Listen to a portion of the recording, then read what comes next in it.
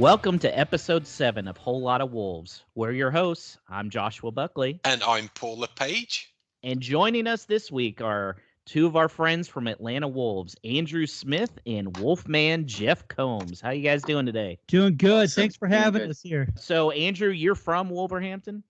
I am born and raised, bled gold and black from the day I had my bottom smacked. I'm definitely all the way through. Absolutely, 100%. Excellent. And Jeff, you live in Alabama, but you have some genealogy ties to Molyneux. Is that correct?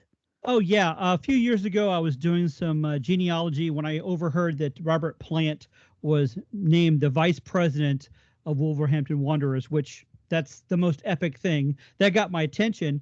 But I had realized that they play at the Molyneux Stadium, and I recognized the name Molyneux and realized that my 15th great-grandfather, Richard Molyneux, was not the Earl of Sefton, but the Baron of Sefton. So I'm a distant cousin of Benjamin Molyneux, who had given the grounds there. So I felt this is my club. It's destined to be my club. So one day I need to go and visit my family plot. That's outstanding. Jimenez trying to drift infield here. 20 yards from goal, into the centre, back onto his right foot, curling, deflecting it in! Raul Jimenez, a massive stroke of fortune. But Wolves finally get the breakthrough at Ellen Road. So, guys, we're going to just jump right in here. 1-0 result, 3 points. It wasn't pretty, but 3 points are 3 points. And for the first time in the Premier League, Wolves are sitting on 9 points after 5 games. So there's some positives to take from this. Oh, yeah, there's a lot of things to be positive about. I agree. It wasn't pretty, but it's still things are in progress. But I'm reminded that it's the first time, I think, in a while where we've come back after an international break and got a win. We've not been doing that.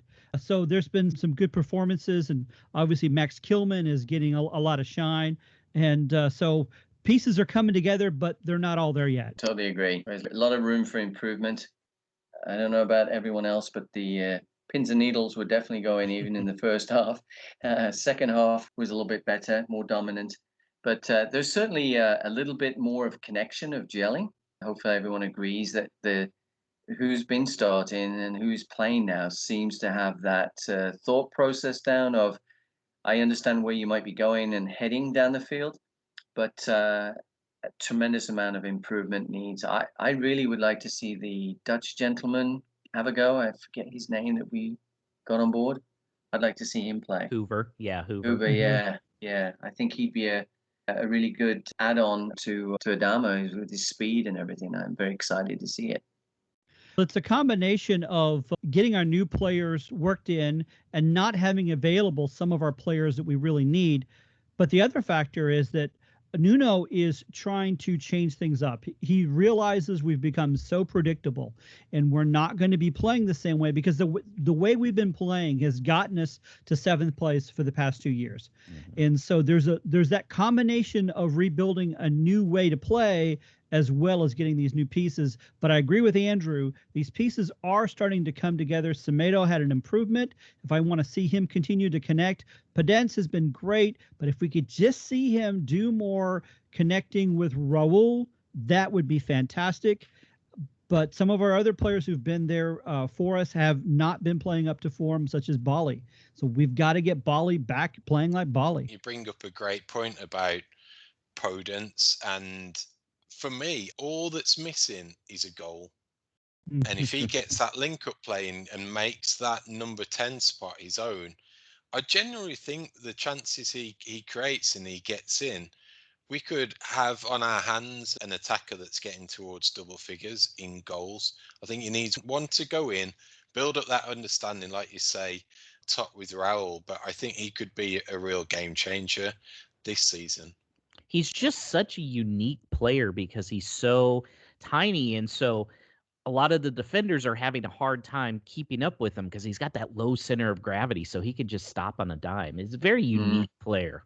Yeah, totally agree. I think at the end of last season, did he not create 2 penalties for us because just the way he was in the box? Yeah. He's just that low center of gravity, stocky guy that just keeps going like a bulldog, and then boom, he goes down and gets a penalty for us. So Hopefully, he'll create some great chances and some games coming up here, and we might get a freebie occasionally. Yeah, yeah, he's another guy who disrupts play, not in the same way where Adama does, but they're both that same kind of a hand grenade. You throw it in the middle of there and you hope it falls out into our favor. That's way I always want to see at least one of those two guys up there, because the other teams are scrambling on how to deal with them, and it creates chances.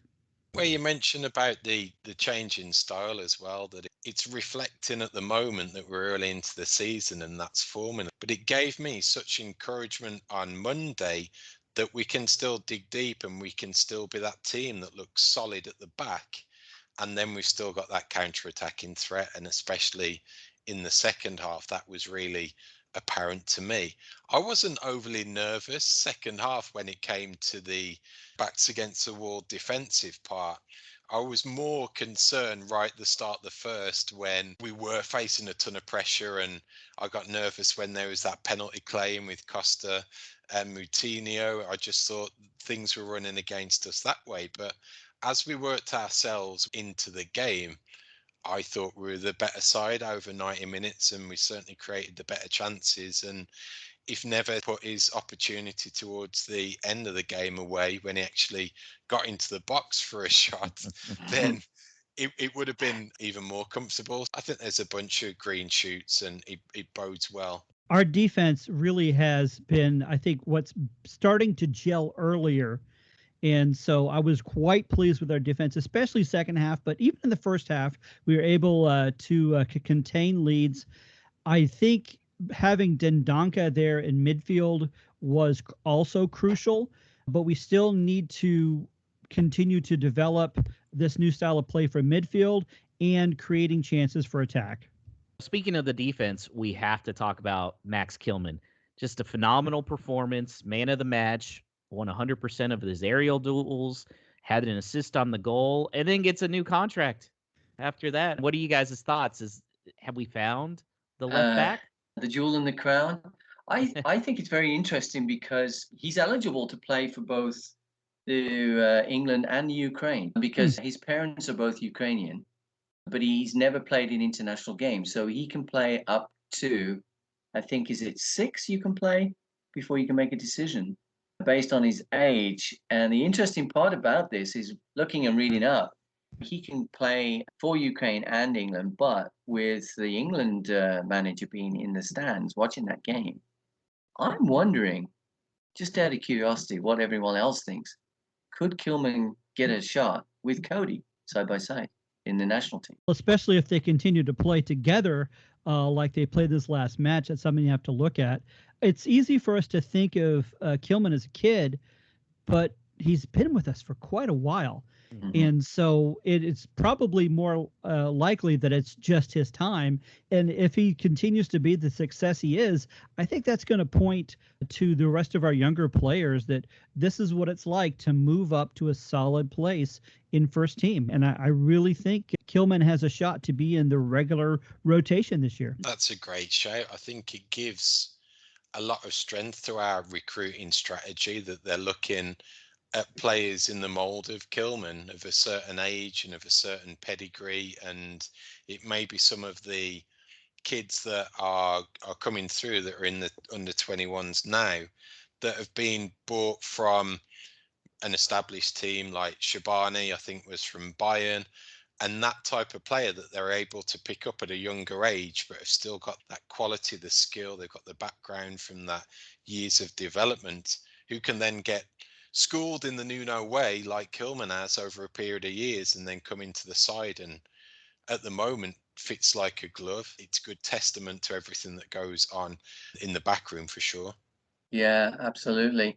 So I'd like to ask a question, Paul, and then I'll go to Josh and then to Jeff. On a scale of 1 to 10, what does everyone think of that third kit? 10 being the best. Come on, what do we think? Paul, you go first. There's only one answer with that. It's a 10, obviously. Oh, magic. It's a winning record so far. It's 1 from 1, so they can retire it now and it'll be a winning kit. But I think it's great. I'd love it as well. My wife surprised me with an early Christmas gift. Did you get one? You got a new shirt? I did. So it was Fantastic. funny. I had told her like, "Oh yeah, this one's good," and she's maybe you asked for Christmas. Found a package at the door, and I look at it, and it says from Wolverhampton. And I was like, so I left it on the table. And when she came back from work, and I said, "Hey, you want to check out? You have a package on there." And she went and looked, and she was like, "I cannot believe." She goes, "This is your Christmas gift. Do you want it now or later?" I was like, "I want it I'll now." take it now.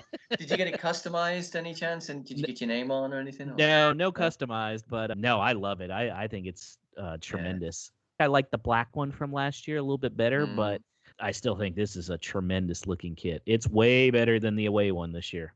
Oh gosh, yeah. And Jeff, what's your thoughts? I'll tell you what, I liked it when I first saw it. And of course, the fact that the first time that we wore it, we won. So as opposed to some of our other kits, we don't always win. I don't think we won when we wore our green kits last year. And the white kits the year before, we felt cursed in. So there's no curse with this. My only thing I would have liked would be is if the logo would have remained the Wolves color, but not so much to not like it. If they had it in my size, I would order it. So maybe I'll order two and duct tape them together. Yeah, I found that weird about the crest that it had the same color as the jersey, especially because the green one last year still kept the original one with the old gold. So I wonder what the decision was to make that a different color as well. So, Paul, you said you have a little rant to go on right now. Is that correct? Kind of. I saw a few kind of again about in this age of social media and everyone's an expert, and I see posts and comments before we kick off that's negative against the team before we've even kicked a ball, and yeah, everyone's entitled to their opinion as the game progresses. But even after the match, there was still some naysayers that, oh, we won, but we didn't play very well, and the Premier League's crap this year, and we're sixth, and stuff like that. And I don't know, some people, it gets me that they take that stance. I don't know whether they're trying to be edgy or they're trying to uh, cast themselves different from the crowd. But it gets to me that I think you need to understand your football a little bit better and understand that, yeah, this is a team that's new, it's got new players in it. We're at the start of a season that no one can really predict. And for me, a lot of what I've seen so far in this Premier League this season, there's been a lot of goals scored, but the defenses are pretty shaky from the top teams all the way down. And if that's one thing that's always been something that I get the impression that Nuno's always been fully bought into is keep it tight at the back, get a goal, maybe get a second one and wrap the game up. I am totally happy with that approach. Totally happy. And when you come to a game like Monday night, that we were up against it first half, no doubt, but they didn't panic. It didn't turn into a West Ham. I think we learned those lessons and we built on it and we grew into it. We went on to win and we went on to win well against a good Leeds team. So I think my rant is more that this team and these players and this manager, they often deserve a lot more credit than many fans are willing to give them, even after a win. Yeah, I noticed that trend. You have to be careful not reading too many comments on social media. Paul, I see two different groups. I see some of the newer supporters who fly around from sport to sport, and you almost feel like that they're just happy being unhappy. But I also see a core group of Wolf supporters that have been around since the 80s or before. And maybe it's just like they just have been emotionally damaged so much by being a Wolf supporter for so long that when something good comes along, they can't always accept it. I don't know. It's interesting that there's definitely dynamics out there. I think I fall into the second camp, that I'm delighted where we are, and I've never had more pleasurable times following this team and supporting them ever, and it's amazing, it's fantastic, and I never want it to end.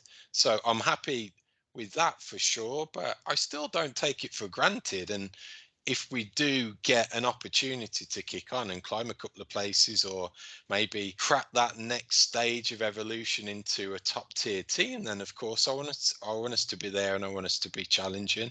But with whatever goes on, it takes time, and I don't think that's often apparent from some fans who the constant "we want it now" culture. We want to go out and spend 50 million on that elusive centre half that we're not in the market for yet. We're not in that category of player, and I just think it still takes a little bit of patience. We've overachieved. We're still overachieving. We're probably a year, 2 year ahead of where we should be. So I think that needs to be taken into consideration as well. I agree 100%, Paul. And I think trying to, in America, it's always been very difficult. Also, being in the championship and as far as, unfortunately, League One, and trying to see some of the games. And here we are blessed right now that we can watch Wolves play. Yeah, it might be on Peacock occasionally, but that's perfectly fine.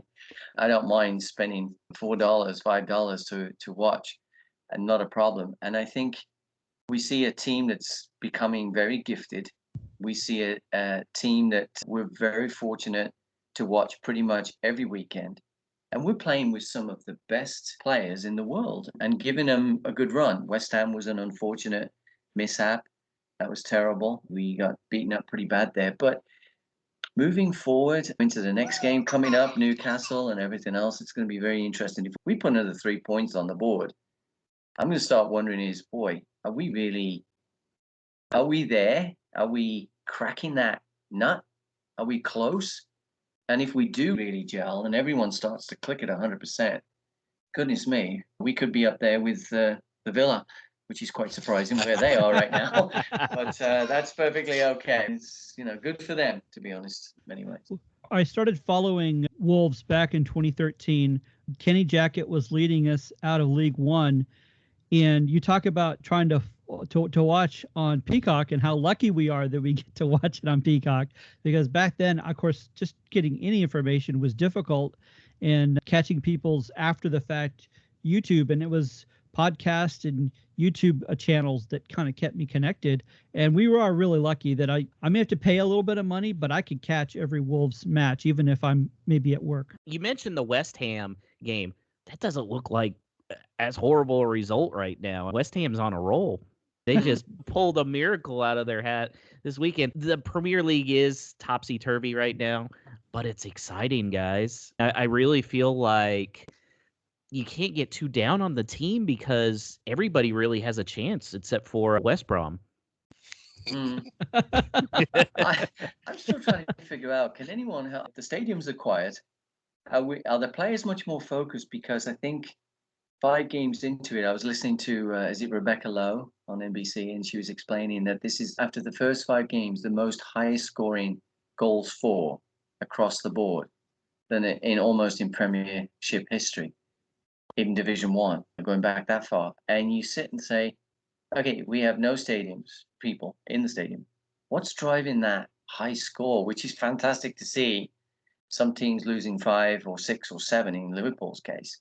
Does anyone have any idea there? I saw, I can't remember where it was today that I picked up on it, but it was along the lines of there's a little bit of psychology involved, that on the one hand, you've got the attacking players that they haven't got the fans on their back or the fear of messing up, so they're more likely to try that wonder shot or try that pass that puts the player in that's a world in, sets it up. And then the flip side of that is you haven't got the crowd on the defender side giving a man on, or there's a man coming, that type of pressure where the crowd lifts it. There's that suspense, there's that something's going on. So yeah, you got those factoring in. I'm convinced about that factors into it. And yeah, teams play off the crowd play into the team. It's got to have an impact, and it really gives you an idea of professionalism. So you're going out to play a game of football, but there's all these factors that are involved. How do you do it consistently so that week in, week out, you turn up and you play, and that's your job? It's difficult. It really is.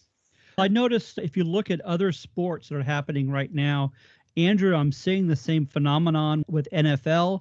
Of course, your Braves had some really wonky scores happening through there. I think, what was that, 9 runs in the 1 inning? So it's not just association football, but it's happening, I think, these sports that are having at least either no fans or limited amount of fans. And I have to wonder if the psychology part is very real. There's some players that thrive on the energy. Like, we're out here in Houston. I always say Deshaun Watson plays better when he has that crowd behind him. In fact, if you look at it, he actually doesn't do very well at home. And I always said it was on the road where he just can really draw on that energy. And I do feel there are players in soccer that thrive off the energy of the crowd. And defense, if you think about it, it's late in the game and everything. You're trying to hold on to that lead. Like Paul was saying, you really are feeding off the intensity to find that extra gear to keep a team out.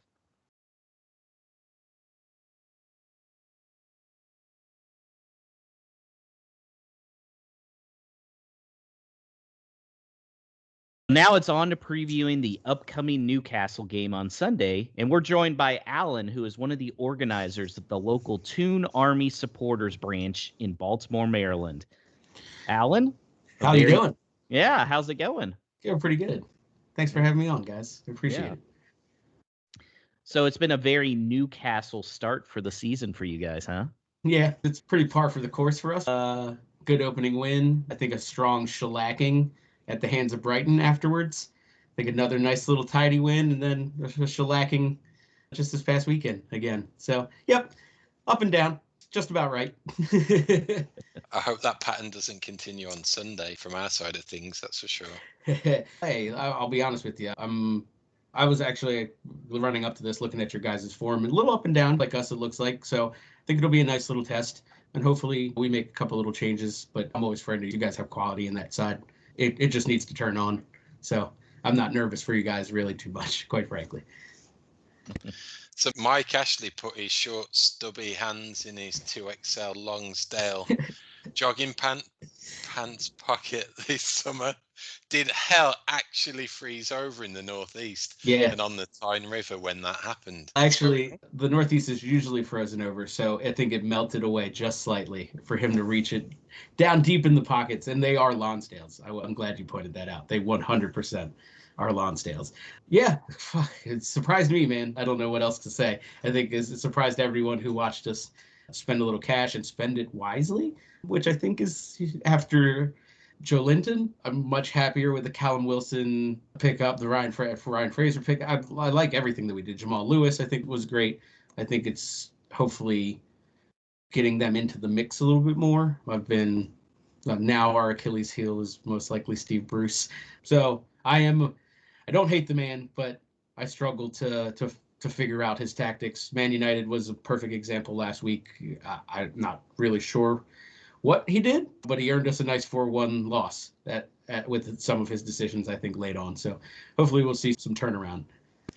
You bring up an interesting point about Mr. Bruce, and this actually delves into a little bit of Wolves history that some of our listeners, you might not be aware of, Alan, but he'd pretty much been offered the Wolves job when Mick McCarthy got fired, and there was such a uproar from the fans at the time, knowing that was going down, that they effectively stopped him from getting the job, and he went full circle. They ended up appointing Terry Connor, who was the assistant coach, as the manager at the end of the season, and it was a disaster, and it all went wrong from after that. So it's always interesting from a Wolves perspective that, yeah, I'm not his biggest fan, but there's always a what if from if he actually got the job at that point, where we might be now, or where maybe what might not be as well. Yeah, it's hard to ignore a healthy track record of mediocrity,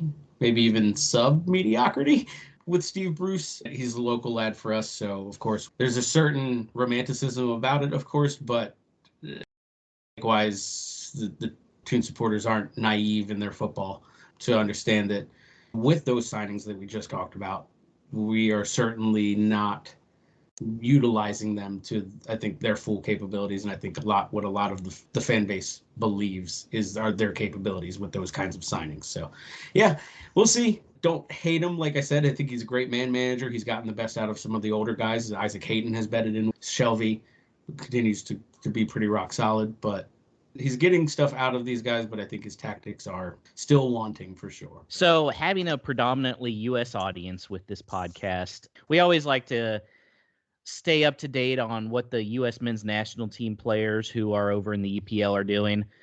What is the story with DeAndre Yedlin? I know he's only started 2 of the League Cup games. It looked like he might leave this summer. They want money. His wages are too high.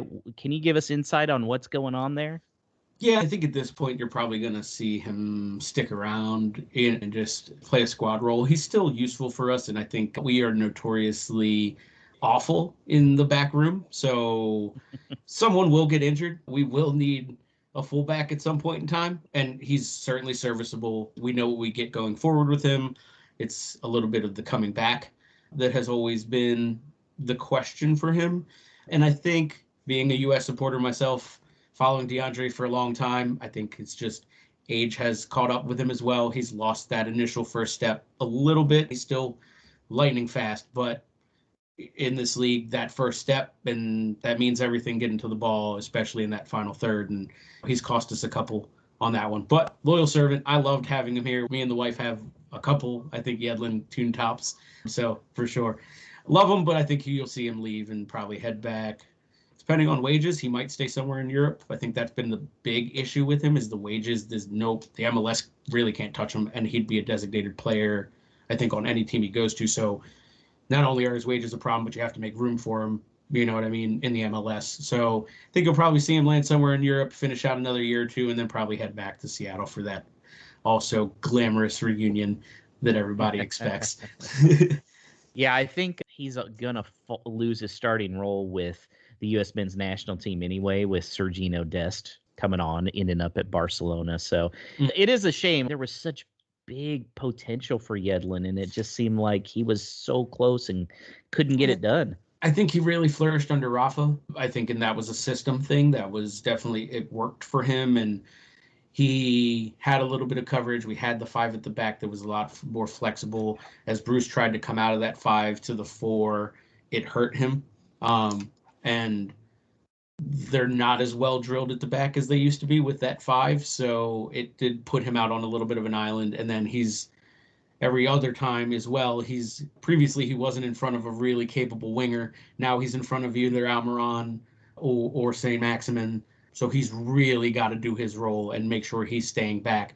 But we all know he's a forward-thinking guy. Yeah, I hate to see him go. Like, I loved him. I still do. And I root for him whenever he gets on the pitch, especially he's got that money afro right now. So it's really working for him. But yeah, we'll see how it goes. I think we'll see him a little bit more later as the year slogs on as well. You mentioned your boy there, Alan St. Maximum, celebrating a new long-term contract that you must be delighted about. Along with him, Alan, who are the other informed dangermen we need to be aware of when we clash on Sunday?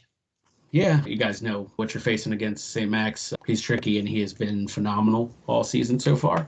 Almiron's been coming off of the bench a lot, and he started in the cup games, but in his league appearances, I believe he has 2 or 3 assists already. And I know a lot of the fan base, a lot of us here in Baltimore for sure, have been commenting on the fact that they think Hendrick should probably move out the starting 11 and Almiron come in, put a little bit more bite up front, because I've seen a lot more of the unsung production come out of Joelinton, which is nice. We have our goal scorer in Callum Wilson, and he's been in and around it every match. If Almiron gets your start with St. Max, you guys are definitely going to have to keep your heads on a swivel. And then Callum's just poacher. He is what he is. You've got to make sure you cut balls off coming across your face, because he will get on the end. He got on the end of one at Man United.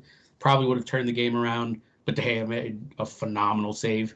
So, yeah, I think those are your 3 guys. I do truly think you see Almiron start this weekend as well. And so overall, after this game, which of course Wolves will take 3 points, what are your expectations for the season? Oh, 13th. No, I think this team is quality-wise good enough to make that little jump from 13th to that top 10 position, maybe 10th maybe 9th if we're feeling good. But I would like to see us just climb up that little step. Even that incremental step is perfectly fine. And I think we are very capable of doing it. There are teams right packed in the middle that I think we are as good as. So I definitely would like to see us, hopefully, fair call, I'll say 10th would be phenomenal. But I'll probably expect 13th. I'm not going to lie. But hey, safety.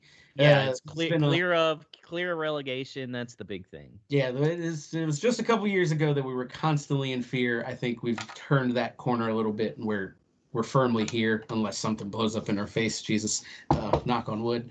But yeah, I think a nice mid-table finish, hopefully top 10 finish would be fantastic. That would be great for you guys. Yeah, I would love it. What do you guys think? How are you feeling? I think me and Paul keep going back and forth every week, huh?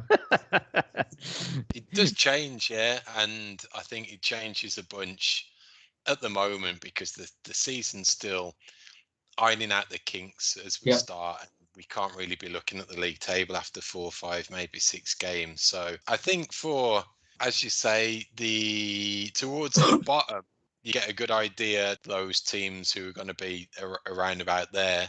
Then it's the middle ground and upwards. I'm really struggling at the moment because there's just some crazy results. Goals are flying in. Nobody's got a good defense really at the moment. No one has, from Man City, Liverpool losing Van Dijk, Chelsea giving away crazy leads. So for us, I don't know. I think we could be there or thereabouts in the 6th or 7th spot again. But then again, I'd be happy myself. Definitely top half and maybe a cup run in the FA Cup. But I think it's going to be a weird season. It's not going to be a good while yet till we see who's going to contend for the different spots. I'd agree with you. I think there's a lot of talk in the press and with the top 6 trying to pave their own path and things. But I think unexpectedly there's a lot of parity in the league now, more so even than 5 to 10 years ago. The Wolves, perfect example. Leicester, obviously, from the last 6-7 years, decade, let's say. So there are teams that have come up and established themselves well who were not these big 6. I was chatting with my wife about a little bit of that, and it's who the hell are Man United sitting down in 12th just dictate anything at this point in time? You know what I mean? I think unpopular opinion, or maybe an unknown opinion, or something that people aren't seeing, is there is parity in the Premier League. People don't sleep on it. You've got big clubs like Leeds coming back up who, absolutely. Unfortunately, without Ellen Road being full, that place would generate money for them and they would stay here. And I expect them to stay here. So as much as I like to shake my fist at them, that's good for the league. Teams like that, clubs like that, stadiums like that are good for the league. Absolutely. Outside of the top 4. It's good for 5 through 20. I do think another thing that's leading into the parity is you're going to see the Champions League teams and the Europa teams, because you already got an EPL schedule that's tight, and now you're adding the international travel there. It really could be topsy-turvy. This could be another one where somebody like Leicester City, when they snuck up and won, we could be looking at that. Yeah, and quite frankly, even in the top, outside of City and Liverpool, quite frankly, all of the teams are young. They're new managers. They're new styles. They're even those Chelseas, those Tottenhams, those things that Tottenham hasn't really bedded into Mourinho yet. They're starting to get there a little bit. The Chelsea's still up and down because Frank's going to be up and down, and the rest of the team's going to follow suit until they mature. So even those big teams, Arsenal with Arteta, they're still under a whole new kind of philosophy. So even the big clubs are undergoing transformations that all of us, I think, aren't really looking at. We're looking at it from the money and the tournaments, and that's a big thing. But I think the league's not as dead as some people would like to make you think. Shoot, West Ham looks like the best team in the league right now. Never thought you'd say that, huh? We'll wrap up this segment, Alan. We thank you so much for jumping on. Really appreciate it. You're a great guy who knows your soccer inside out. We wish you all the best for the season, apart from those 2 games against the Wolves. Well, we'll knock off 3 points this weekend. We'll just get that started. We like to guarantee you guys at least 6 points against both Aston Villa and West Brom as well. So that should tide you over. We should be able And to we take care look of that. forward to inviting you back on for the return game, and we'll see where we are at that point in the season. Absolutely. Much appreciated. Hopefully we're both safe and secure and not looking down at all. We're looking up. Yeah, exactly. Thanks, Alan. Thanks, guys. You have a good one. Let's look ahead to Newcastle then, which is on Sunday. How we feeling about that? I'll tell you what, if it had been right after West Ham, I would have not felt as good. But coming off the last match, and especially momentum comes into play, and we ended up the second half so well, you're hoping we're going to start closer to the second half as we do in the first. But Newcastle's also another streaky team where they could start off really strong in the first half and then peter out about 80 minutes.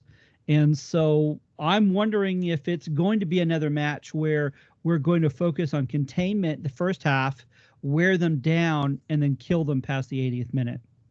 It's going to be interesting to see Alan St. Maxim coming up against Adama and coming up against Semedo if Semedo is on. That could be something really to watch. It's a cliche, but for me, I think the first goal is going to be crucial. If we get it and early in the game, I think we could win out and win out quite comfortably. My fear, again, a little bit, I'm not quite over it, would be a game like when they came to play us at home last season, where they take the lead and we're battling back and we have to equalise and try and kick on from there. And I think momentum, as you talked, that momentum that you talked about, if we can take that on from Monday night into Sunday and we start on the front foot and we go at them, I think they could crumble, and I think their morale could be low. We could make the most of that. But yeah, let's get out there, score early, and build on that. I was actually at that game. I was in Europe prior to. I had to go to a business trip, and I was actually at that game, and it was a very poor game by Wolves. It was my first home game for a few years, and we were too much back passing, too much side passing, no momentum or drive in the passion going forward. Very disappointing. But let's hope we play better this time. But Newcastle always plays us tough. There's something about Newcastle and Wolves. Goes back a very long time. I think it's going to be a very chippy game and a very physical game. I saw a interesting stat that I didn't like seeing. It's been quite a while since Wolves have won a match when they conceded. First of all, when they conceded first, but it's been, I think, in the last 6 times that we have conceded a goal of any kind, we've gotten a draw or a loss. And so I think that, Paul, you were right about it's crucial for us to get the first goal. It's either going to be a back and forth and we're playing catch up, or it's going to be very low scoring. I'm not sure which one we're going to get, but either way, it's going to be tight. So who's you guys' starting 11 to hopefully get that strong start, especially in the first half? I would leave as we started against Leeds. I think Podence could give back 3 or 4 at Newcastle a good run. I'll predict 2-1, and I'll say Podence gets both. How's that? Oh, wow. That's good. I like that. Yeah, I'm expecting Marçal to start, and so that changes it up a little bit. And that way, that moves Saiss away from left wing back. But do you put him back in or you keep Kilman? I think keep Kilman because Saiss can play either defender or in the midfield. I still think Dendonka in there and maybe swap out Moutinho with Neves to start. I almost want to pick Traoré to start over Podence, but I think it would work better, Podence, and bring Traoré in later. But yeah, everything just the same except for have Marçal in for Saiss and put Neves in for Moutinho just for rotation. I'm very skeptical of changing a winning team, especially one that's done 2 clean sheets back to back. So I could probably see Saiss still retaining his spot and Kilman for sure retaining his. I like the idea of swapping out Moutinho for Neves. I think we're going to have to see a lot of that anyway this season. That makes a little bit more sense as Moutinho enters the twilight of his career. But I'm pretty happy if the team stays as is. If there's one game, I think this would be ready-made for a Traore cameo. It's this one, and the type of team that Newcastle is, that if we've got a lead and they have to unpark the bus and come at us more, bring in Traore on the 60-minute mark, we could go on to enjoy some success down the right-hand side. So I think that's how I'd line up. Prediction-wise is a tough one. I'm going to be positive this week. I'm going for a 3-1 win. Whoa, okay. Wow. I think Adama's going to have a big game, and I think Nuno's going to want to come out strong. So I could see Podence and Adama both up front with Jimenez, and I'm going to say 2-0. I'm going to say both of those goals come in the first half, probably one right before halftime, and I think Adama puts one of them in. I think he'll get him on a counter. Yeah, that's how I'm going. Yeah, it would give him some confidence. There's been against Leeds. There were a couple of times he looked a little bit lost. At times, he had that spurt in the game, but there were times that he looked a little lost. So, Josh, if he does score, I think his confidence will be superiorly improved. Yeah, we need to start seeing that Semedo Traore. And I think it's coming. That's what we ordered. That's what we want. Yes. Because when that clicks, we are going to be everyone's nightmare. I'm looking forward to that. I'm going to be a little more conservative with my numbers because I expect us to do containment in the first half. And I think we're going to end up with a 1-0 win where we're going to focus looking at them, examining them, waiting them out, and then we get a goal in the second half. I think Adama is up for it, though I would love for Podence to get the goal, but I'm going to pick Adama for 1-0. He's overdue. For no stupid questions, both of these are going to reference the Leeds result. Paul, what have we got? This week, we're thankful for David getting in touch via our website, which is wholelotofwolves.com/no stupid question. David, if you remember, was our Leeds fan who came on the show last week to help with that preview segment. I'll read it word for word, as it's half a review of the match and half a question, and then I'll get you guys to answer. He says, as a Leeds fan, I feel a bit hard done by that we didn't get a result, but Wolves were stout at the back and really didn't allow any clear-cut chances. The deflection was fortunate, but Wolves were the better team in the second half, but Leeds were much better in the first. Once again, Wolves looked out of it in the first half. Why do they seem to play so much better in the second half than the first? Guys, what are your takes on this? Actually, I can go to Connor Cody in his interview, which actually I think watching Connor's interview is worth everything. That may be the highlight of the year. But he had talked about that it was a deliberate effort to examine Leeds because it's not the same Leeds that they had faced before. So it's like the Romulan Empire waiting back before they go in. They don't just go like the Klingons with full disruptors. They examine and then they find the weakness and attack. And I think that is why, at least in this match, it was so much stronger in the second half. And I got a Romulan reference there. Wolfman, you are my favorite. You got Star Trek in with Wolves, man. We are, and you live in Alabama. We're soulmates. Here's my answer to that question. It's 4 letters. It's N-U-N-O. He was probably gave them a little bit of a stern talking to in the first at halftime. You saw it. They came out with a lot of passion. I felt like in the first half, the only one that really was playing with a ton of passion was Neto, who was running around all over the field like he normally does. Yeah. Everybody seemed to have that kind of energy in the second half. I really think it all comes down to Nuno. He's a master motivator. Ideally, for really one game, I wish we could play. I'm not saying stellar out in the first half and stellar superb in the second. I'd just like us to see consistency in first and second halves. There's always that 15-20 minute adjustment where the other team's going to come out and press you, play a little bit more of a higher line. But I think where the Wolves fans, Paul mentioned about some of the comments earlier on, that I think where the nervousness comes in is we're almost predictable in the first half consistently.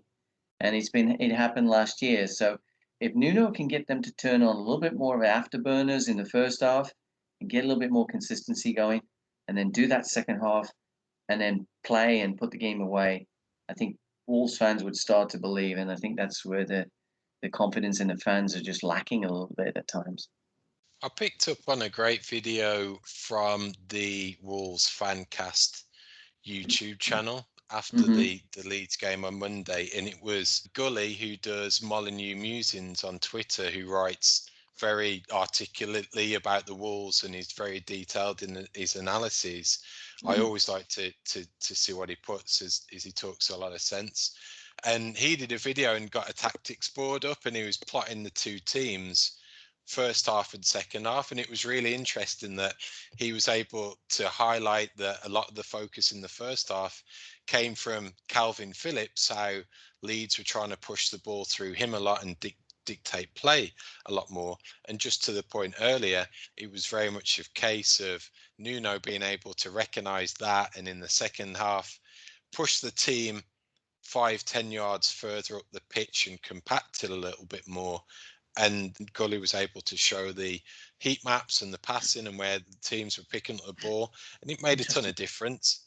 And I think if we are able to, again, do that on a more consistent basis, start like that from the off, take it to teams a little bit more when the opposition dictates, then one of these weeks I'm convinced we'll have a pretty faultless 90 minutes performance and score a fair few past someone. And another one for me is fitness as well.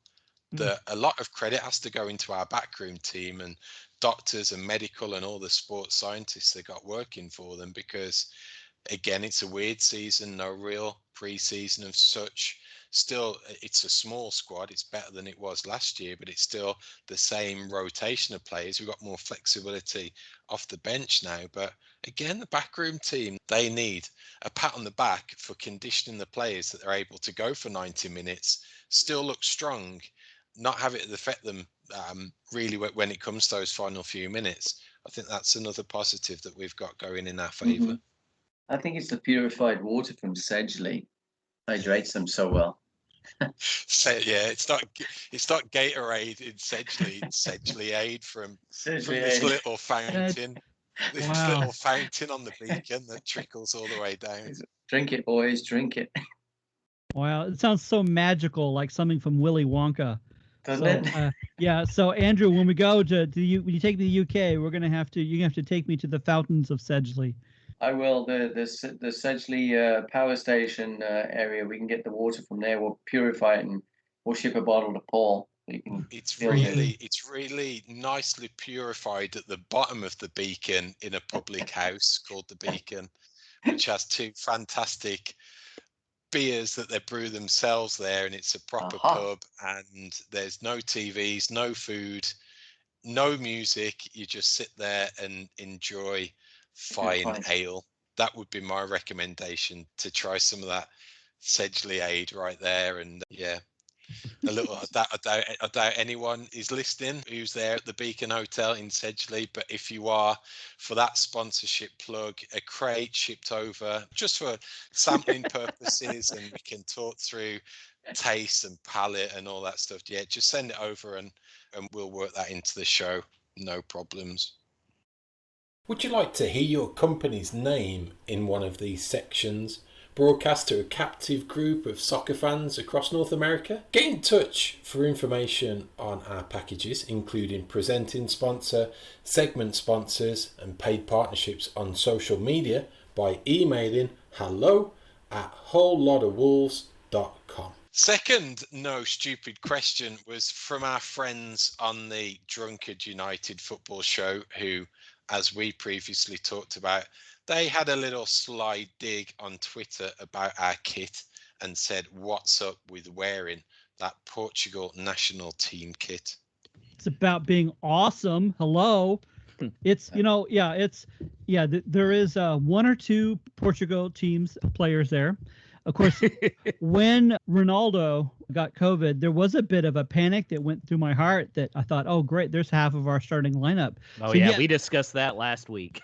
So there is no coincidence that, we do. I love the fact that Wolverhampton is willing to just roll with it. and they come up with a really fun kit. Yeah, it's. I think I want to buy a Wolverhampton Portuguese phrase book one day. So that's. I'm sure that they sell them in all the corner shops. This is another stroke of genius by their marketing team, is what it is.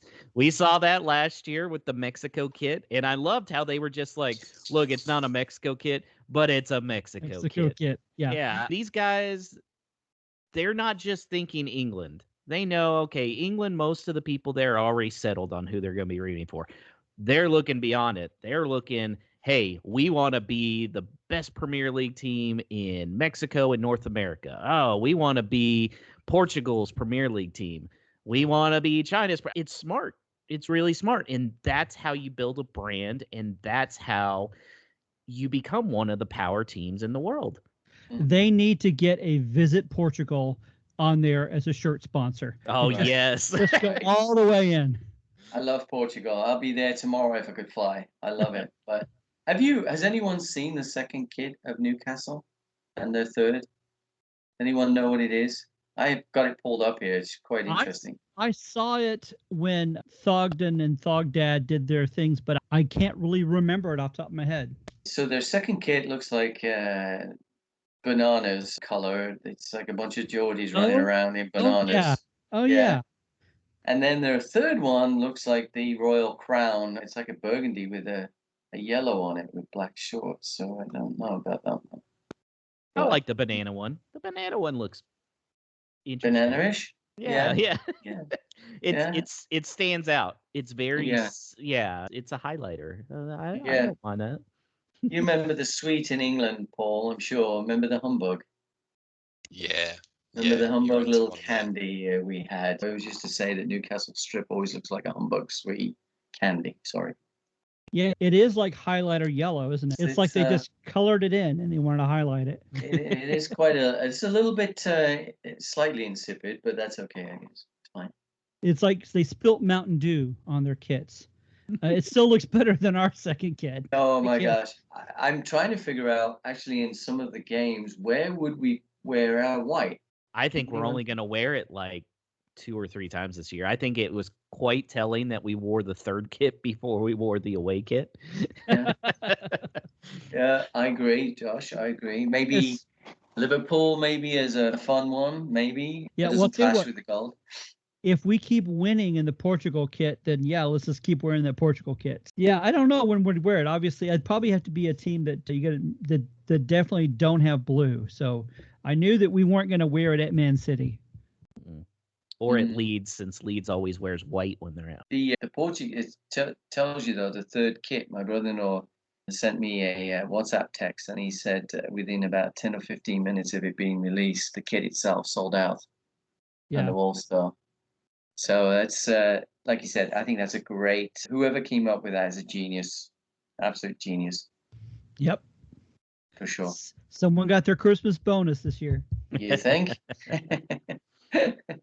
Max Kilman got his Christmas bonus. Yeah, there we go. Yes, he did. Yes, he did. And so did Josh. He got his bonus too. Yes, it was great. Early. Now, my wife did say I have to give it back right before Christmas so she can wrap it and put it underneath the tree. Oh, that's funny. It'll be sweaty and clammy and put it back in the wrapper. Yeah, but you better believe I wore it on Monday, so I'm already putting it to use. Yeah, good. Excellent.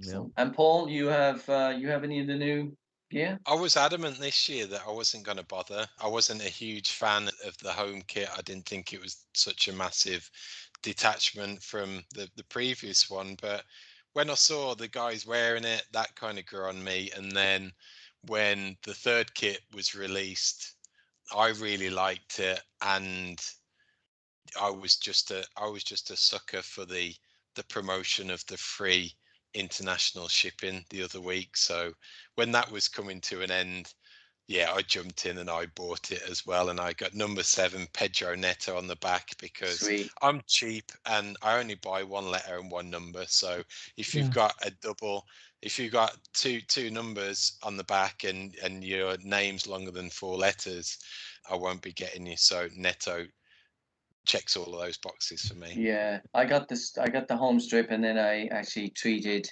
myself to the. Did you see the new T-shirts that came out? The checkered T-shirt. Yeah. Yeah, Those I got the burgundy one, but I did not go with a name. I went with my own name on the back because the last time I bought a shirt, I got held a Costa on it, then they transferred him. So I decided if I go and get Neves, who I really like, who knows where he's going to end up. So I'm not going to jinx anything. So I'm just going to keep my own name on the back of the shirt this time. Smart, very smart.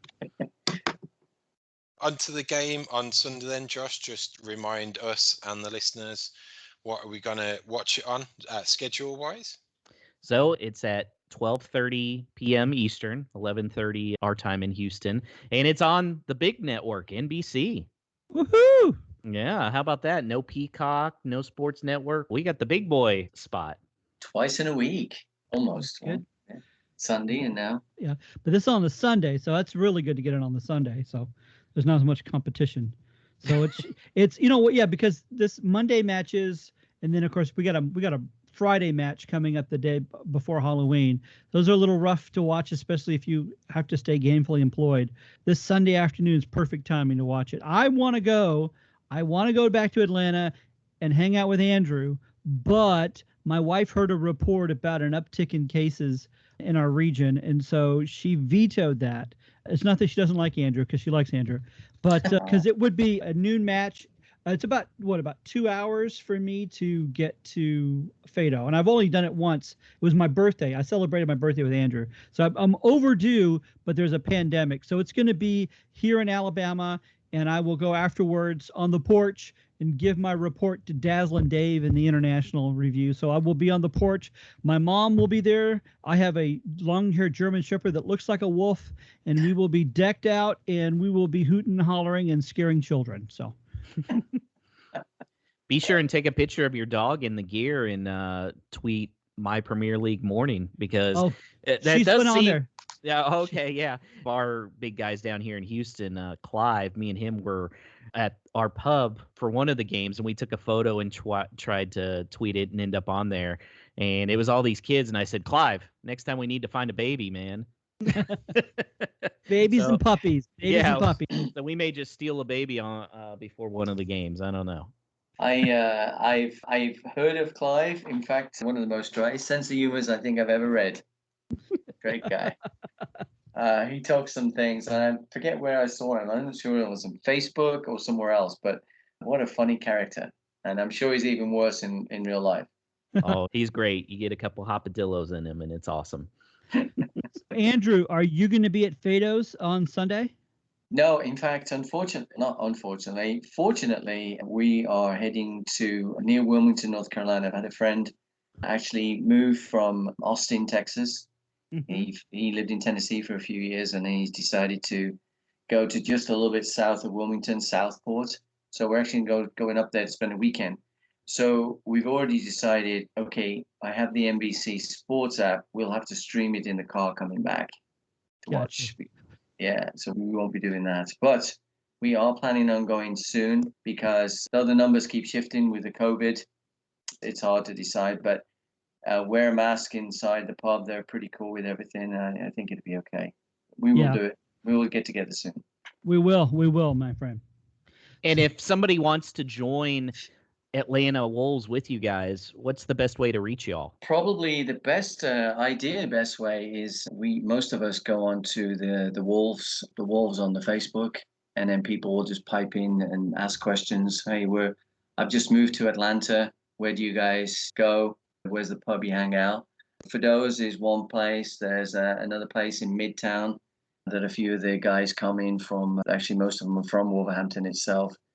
But majority Fado's is a nice pub. It's a nice area. And it's a great place for everyone to get together and chat and catch up. Unfortunately, Everton's home too. When we play Everton, we're a little bit outnumbered. To put it blunt, there's about 30 to 50 of them, and maybe at the most, maybe a dozen for us. And that's Wolves USA when he talks about the Facebook group, Wolves USA. And they also have a Twitter account, but probably the best way just to reach out on Wolves USA.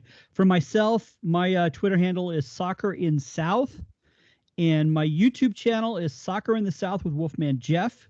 Of course, you can catch me on Dazzling Dave on YouTube with the International Fan Reaction.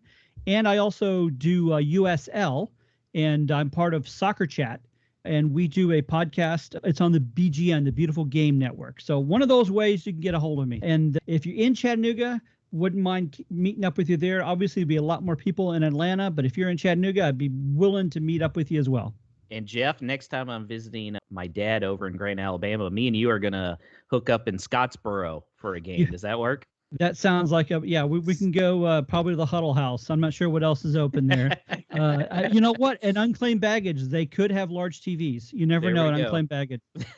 That's fantastic. Yeah, I'm sure if you go to the Chattanooga and go up the track there and just shout Wolfman, somebody will pick him up. Yeah. Oh, yeah. Where are you, Wolfman? Especially if it's a full moon. So exactly. Andrew, Jeff, it's been an absolute pleasure having you on, guys. Really, thank you for your time in joining us. We certainly hope we'll repeat this later on in the season, get you back on, and we'll do the same again. It's been thoroughly enjoyable. Thank you very much for the invite. Extremely nice to meet you both, and let's get that 2-1 victory on Sunday. We got to get them 3 points. I'm hungry for 3 more points. And listeners, thanks for your continued support. We will be back next week with a review of the Newcastle game and then preview the quick turnaround to the Palace game, which is the following Friday. So again, we thank you for listening. If you're listening for the first time, please subscribe, like the podcast, share it with your soccer-loving friends. Give us a 5-star review across your podcast listening platform of choice. This helps us a ton with our exposure. Once again, thanks for listening. Up the Wolves, and see you next time.